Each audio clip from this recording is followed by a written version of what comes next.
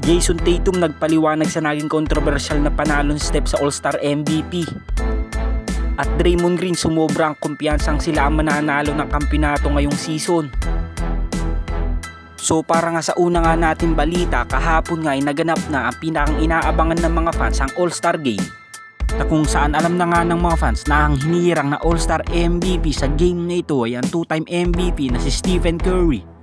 Ngunit sa pagkapanalo nga ni Steph sa award na ito, marami namang mga fans at mga eksperto ang hindi kumbinsido sa pagkapanalo ng two-time MVP. Dahil para nga sa iba ay mas deserving nga daw si Jason Tatum kay Steph, dahil kung stats at field goal nga lang daw ang pagbabasehan, napakalaki nga daw ng lamang ng Eastern Conference MVP na si Jason Tatum. Ganun pa man, para nga sa mga hindi nakakaalam, ang pagiging MVP nga sa All-Star Game ay pinagbobotohan ng media at ng mga fans.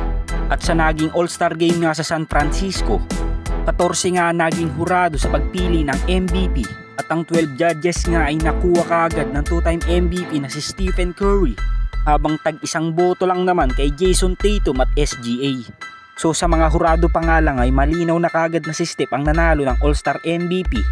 At hindi nga rin ito binase kung home court advantage ito ng Warriors, dahil kung maganda talaga ang ipinakita ni Jason Tatum sa game na ito, wala namang dudang siya ang pipiliin ng mga judges sa All-Star Game.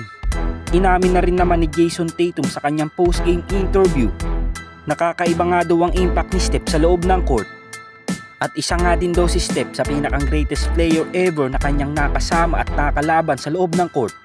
Kaya naman sa pahayag pa nga lang ni Jason Tatum, malinaw nga sa lahat na malaki ang kanyang respeto sa two-time MVP na si Stephen Curry. At para naman sa ating pangalawang balita, napatawa na nga lang si Steph sa isang interview kung saan nabanggit nga ni Draymond Green sa national TV na mataas nga kumpiyansa nitong magkakampyon nga daw ang Golden State Warriors ngayong season. Ngunit agad naman ditong nagsalita si Steph at nabanggit nga nito na gusto nga daw niya ang pressure at expectation sa kanila ng mga fans. Dahil kung magkakaroon nga lang sila ng solidong lineup bukod sa pagdating ni Jimmy Butler, may tsansa talaga silang makuha ang kampyonato ngayong season. Subalit ang totoo nga ay napakahirap pang sabihin ngayon na sila ang magkakampyon ngayong season, dahil alam naman natin na napakalalim ngayon ang Western Conference. At kung sa player lang naman ay talagang may kulang pa talaga ang Warriors sa kanilang pyesa, dahil ngayong may katulong na nga si Steph sa kanilang team.